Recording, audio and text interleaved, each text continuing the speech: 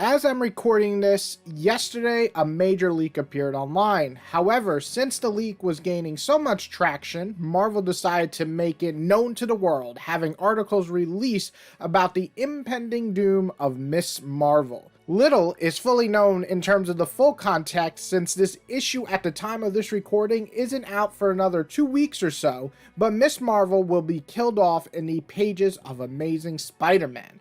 Kamala was mostly a side character in this current run of Spider-Man, a very minor side character I might add, so it might come as a bit of a shock why they're killing her off in such a weird way in terms of not having it in her own series. Okay, so let's back up a little bit because I do want to talk about Miss Marvel's death and the reasoning behind killing her off, but before I do talk about that, I want to talk about the idea of death in comics in general and the shock value for the sake of selling comic issues. So characters dying in comics isn't uncommon. Since Gwen's death, side characters have been kind of a staple of getting killed off to help push the hero story forward and get people invested in the series. The same thing happened with Robin in the 80s. However, the major change came when a major character died, aka the death of Superman.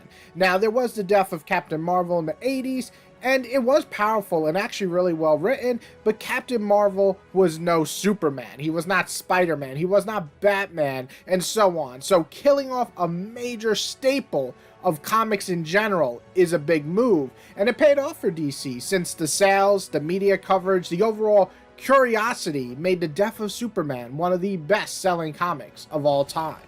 So since then, major characters have been killed off here and there, but what would be considered shock value versus, earned deaths? This would probably come down to personal opinion. Shock value is literally what it sounds like, shocking the reader to the point where it's taking you out of the story and questioning what the hell just happened. Whereas an earned death might evoke that same shock, but it feels proper to the story and earned, and you're still fully invested on what's coming next plot-wise. And again, I think this mostly is considered just personal opinion. Something like the death of Gwen might come off as shock value to some, but for me, it was really just to sell more issues, similar to the death of Superman, more so than shock value. Shock value, to me, would be sudden, not really talked about, and then it happens and it might make people gasp. Something like Ted's death in Infinite Crisis would be more in line with the shock value, but for me, in my personal opinion, at the same time, it also feels earned because it sets up so much more in the future instead of just to sell one issue. A shock value that I don't personally like would be something like Roy Harper's daughter getting killed just for the sake of getting killed, bringing more death and destruction to the overall DC universe, and also just making that character go through literal hell, losing a very small child. This is shock value because there was no warning, it wasn't to sell issues, it was literally to shock the viewer, and guess what? It shocked people, wow, how can I read this piece of shit? But now let's refocus on Miss Marvel. The death was not going to be talked about till after the issue was released. It's very obvious it was set up similar to Gwen Stacy's death. What I mean by that is it was teased that someone would die for months, but not say who actually was dying. It was kind of a genius idea because that type of communication between people about a product means that people care enough to find out what or who it is. So the idea itself isn't bad by any means from a business standpoint, but why are people in such an uproar over Miss Marvel's death compared to so many deaths that happened in the last few years like Alfred or Doctor Strange?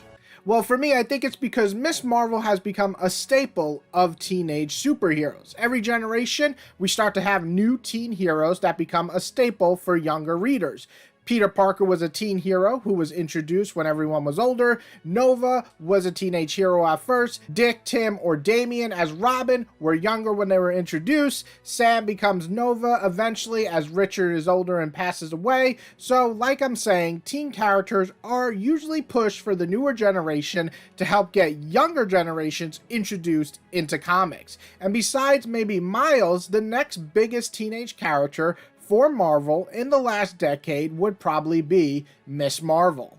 And that's because there's a lot of big things for Miss Marvel, having a long-running series, and even though they went back to issues 1 a couple of times, it felt like a direct sequel to the last run. It just went all in one flow, which was really nice. On top of that, it sold very well in graphic novels, which showed that the younger generation was more interested than people expected.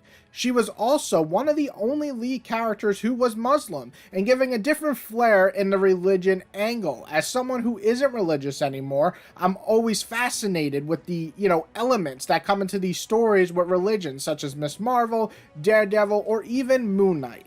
So you're listening to me and you're probably wondering why kill off one of the biggest teen characters after gaining traction with people, getting her own TV show, and soon to be on a movie alongside Captain Marvel. That's the big question that people are asking. And honestly, I would have to actually read the story to tell you if it was handled well, but besides the obvious fact that it was set up to sell issues, the reason I believe this is happening is the MCU synergy. Since Miss Marvel TV show hinted at Kamala becoming a mutant, the fact that she is killed off here and eventually, or most definitely, going to get brought back around the times Marvels comes out, well, she's going to be reborn as a mutant, I believe. Which is mostly just Marvel erasing the Inhumans idea for the most part, as they become pretty much background noise at this point in the universe after having a huge push in the 2000s, 2010 kind of era. They're just now background noise. So why is this important? Well, synergy is always pushed for comics and movies. It's a way to get movie viewers to check out comics, and making Miss Marvel the first announced mutant in the MCU is a major moment. So they want the comics to probably follow that as well, especially since how well mutants and X-Men are doing right now recently. Now, do I think this is a good move? Not particularly. I think there's plenty of ways to make Miss Marvel relevant before the movie. Just have her join a major team for the X-Men, something like, leading the New Mutants team, or leading a new champion team, or bringing back new warriors. There's just a lot of good ideas that I can come up with. However, death is a strong seller. It invokes a reaction from people, maybe less so in comics since we always know they'll almost always come back, but the fact that the headlines still get pushed and thousands upon hundreds of thousand reactions start popping up, bad or good, mostly bad in this case, gets people talking, which gains traction. Now, me personally, I will always wait for the full context and death itself before fully judging. Some of my favorite deaths in comics might seem like shock value, but for me worked very well, like the death of Ultimate Spider-Man or death of Captain America. Those really stuck with me, and I absolutely love those moments. But we shall see if it works as well for Miss Marvel, or if it's a horrible idea. Now, my question to you guys is, what do you think in general about deaths in comics? Do you think they work? Do you think sometimes you enjoy them? Sometimes they're kind of annoying? Do you think characters should just stay dead? Is that something that you'd like to see more? And my other question is, do you think this will help benefit Miss Marvel in the long run, or do you think this is mostly pushed for the movie reason alone? I want to see your opinions below. If you did like this video, please hit that like button. If you love this video, hit that subscribe button. And the last thing I gotta say, because comics are a touchy subject sometimes, please be respectful in the comments. Do not attack anyone for their personal opinion. And if you want to leave a racist or dumbass remark, just go away. There's a bunch of other stupid ass comic channels that focus on hatred and bigotry. This isn't one of them. Everybody else, enjoy and have a great day.